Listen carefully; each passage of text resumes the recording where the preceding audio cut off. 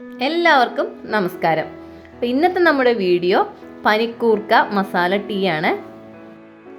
ജലദോഷം, നീർക്കെട്ട്, കഫക്കെട്ട്, അപ്പോൾ ഇതിനൊക്കെ പറ്റിയൊരു പ്രതിവിധിയാണ് നമ്മുടെ ഇന്നത്തെ പനിക്കൂർക്ക മസാല ടീ.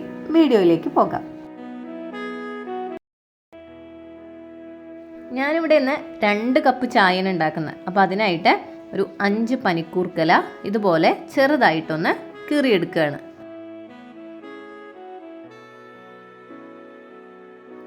പനിക്കൂർക്കല കൂടാതെ നമുക്ക് അല്പം കുരുമുളക്, ഒരു 8-10 കുരുമുളക് ചെറുതായിട്ടൊന്ന് ചതച്ചെടുക്കാം.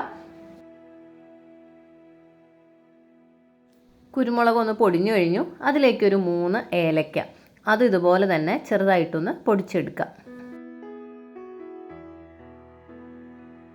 അടുത്തതായിട്ട് ഒരു ചെറിയ കഷ്ണം ഇഞ്ചി, അത് ഇതുപോലെ തന്നെ നമുക്കൊന്ന് ചതച്ചെടുക്കാം. 1 കപ്പ് പാലെടുക്കാം.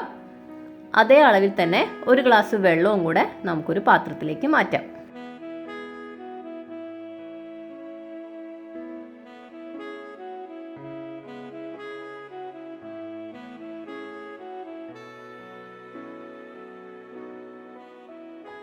പാലും വെള്ളവും ഒരേ അളവിന് നമ്മൾ എടുത്തു കഴിഞ്ഞു. അതിലേക്ക് 1/4 ടീസ്പൂൺ മഞ്ഞൾപ്പൊടി,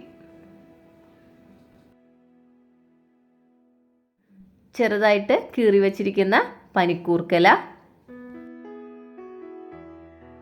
1/2 ടീസ്പൂൺ ചായപ്പൊടി ചേർത്ത് കൊടുക്കാം. അതിനുശേഷം നന്നായിട്ടൊന്ന് ഇളക്കി യോജിപ്പിക്കാം.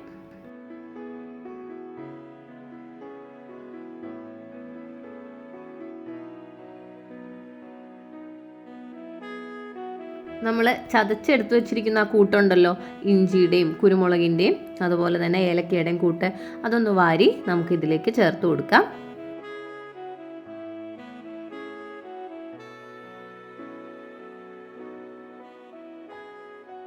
ചതച്ച കൂട്ടും കൂടെ ചേർത്ത് ചായ നമുക്ക് നല്ലപോലെ ഒന്ന് തിളപ്പിച്ചെടുക്കാം.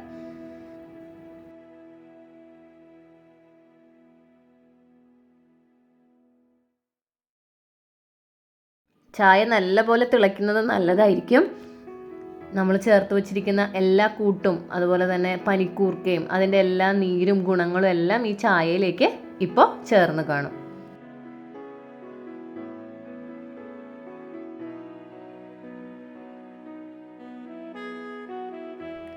ഇനി അല്പം നമുക്ക് മധുരം ചേർത്ത് കൊടുക്കാം. അതിനായിട്ട് ഞാനിവിടെ ശർക്കരയാണ്. അപ്പോൾ ഓരോരുത്തരുടെ മധുരത്തിനനുസരിച്ചിട്ട് ശർക്കര ചേർത്ത് കൊടുക്കാം. ശർക്കരയും കൂടെ നല്ലപോലെ ഇളക്കി യോജിപ്പിച്ച് നന്നായിട്ടൊന്ന് തിളച്ചോട്ടെ. നമ്മുടെ മസാല ചായ നന്നായിട്ട് തിളച്ചു കഴിഞ്ഞു. ഇനി അതൊന്ന് അരിച്ചെടുക്കാം.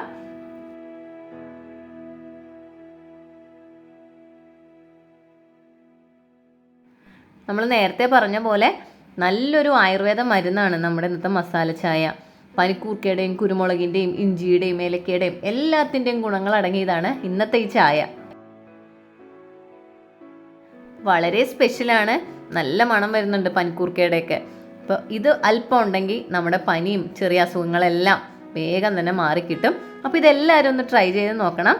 എന്നിട്ട് അതിൻ്റെ വിശേഷങ്ങളൊക്കെ കമൻറ്റിലൂടെ എന്നെ അറിയിക്കണം. Thank you.